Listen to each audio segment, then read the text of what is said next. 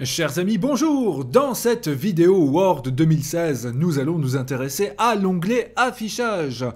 Alors le voici, l'onglet Affichage, un onglet un peu fourre-tout, mais qui peut vraiment nous aider dans l'organisation visuelle de notre travail. Alors tout d'abord, dans cet onglet, nous avons le bouton Mode lecture. Si on a un document de plusieurs pages, eh bien cela permet de l'afficher en plein écran et de manière assez agréable, disons, pour lire du texte, comme vous pouvez le voir, sous la forme d'un livre. Et ici, je me déplace avec la molette de ma souris assez facilement d'une page à l'autre, ce qui est plus facile que le format vertical, comme vous pouvez le voir. Alors pour quitter le mode lecture, je vais cliquer ici sur le petit bouton en bas à droite page pour revenir à ma page normale. Vous voyez ici, par défaut, on est en mode page. Et nous avons aussi les modes web, plan, brouillon, que l'on utilise un peu moins, mais que vous pouvez toujours essayer.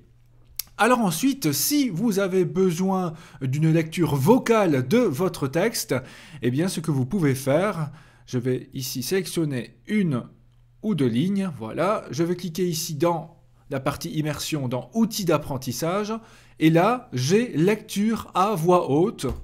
Le riz est le fondement de l'économie thaïlandaise, sa culture s'étend sur... Voilà, comme vous pouvez le voir, eh bien, nous avons une voix qui lit notre texte. Alors pourquoi pas, il peut y avoir plusieurs utilisations à cela, si vous désirez même apprendre une langue ou que sais-je.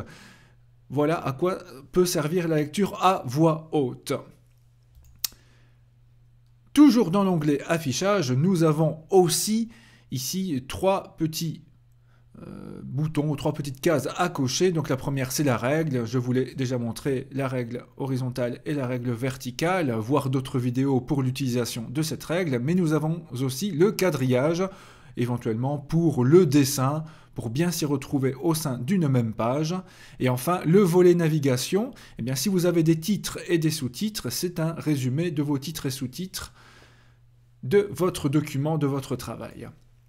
Donc là aussi présent dans l'onglet affichage. Alors nous avons aussi les boutons ici juste à gauche, vertical et côte à côte. Si je clique sur côte à côte, eh bien comme ça le dit, cela permet d'avoir des pages côte à côte. Et là aussi le défilement ressemble au mode lecture, sauf que nos pages ici sont entièrement affichées à l'écran. Donc voilà, je voyage toujours avec la molette de la souris. C'est très facile pour passer d'une page à l'autre, notamment pour les longs documents. Tandis que vertical, eh bien voilà, ça dit ce que ça veut dire, le défilement est vertical d'une page à l'autre. Nous avons aussi les boutons de zoom, bon ça, vous les connaissez aussi. Ici dans zoom, on peut choisir exactement le zoom, mais je crois qu'ici, les petits boutons en bas à droite de notre écran sont d'autant plus faciles. Voilà, avec la petite barre. Ou alors aussi le petit raccourci clavier, je vous le rappelle, laissez la touche CTRL du clavier enfoncée et jouez avec la molette de la souris pour zoomer et dézoomer. Et là, si je clique sur 100%, eh bien voilà, ça me ramène à 100%, un peu par défaut, comme au départ. Ensuite, toujours dans la partie zoom, j'ai une page affichée comme ici, mais je peux choisir plusieurs pages, voilà, comme vous pouvez le voir. Et si je dézoome encore, eh bien au plus j'ai des zooms, au plus j'ai deux pages sur une même ligne pour avoir vraiment une vue d'ensemble de notre document. Cela peut nous faire gagner beaucoup de temps aussi. Si je clique sur largeur de la page, eh bien vous voyez, j'ai vraiment toute la largeur de la page sur mon écran. Donc voilà à quoi servent ces trois petits boutons-là. Alors ensuite, si vous voulez travailler simultanément à deux endroits différents de votre même document, je vous conseille de cliquer sur fractionner. Et oui, voilà, c'est le même document, ce n'est pas un autre document, donc c'est bien le même document, sauf que voilà, je peux voyager indépendamment dans la partie du haut et dans la partie du bas, et ainsi réaliser quelques modifications ou avoir aussi une vue en parallèle de plusieurs pages à la fois. Cela peut être vraiment sympa. Je peux aussi cliquer sur côte à côte ici, vous voyez, c'est une organisation encore différente. Voilà, une vue côte à côte de mes différents documents. Ça, c'était mon document d'introduction tout à l'heure, et ici mes deux documents sur lesquels je travaille actuellement.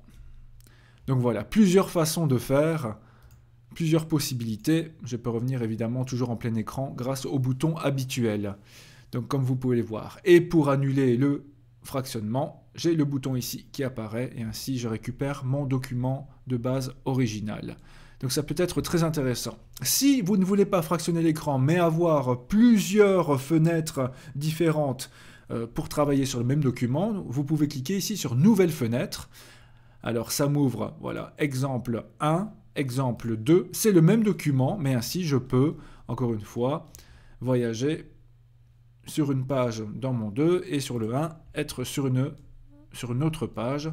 Et si j'effectue une modification, cela s'effectuera sur les deux parties. Donc c'est toujours le même document, mais en deux fenêtres différentes. Et ainsi, cela peut vraiment me faciliter la tâche pour lire de plus longs documents ou pour m'y retrouver. Donc ça, c'est une possibilité également. Et alors ici, quand on a plusieurs fenêtres, eh bien, je peux facilement, comme vous pouvez le voir, changer de fenêtre. Ici, j'ai 3 documents ouverts. Voilà, je passe au 2. Puis je repasse au 1. C'est tout à fait possible aussi. Donc voilà, on a aussi les macros. Cela fera l'objet d'une autre vidéo.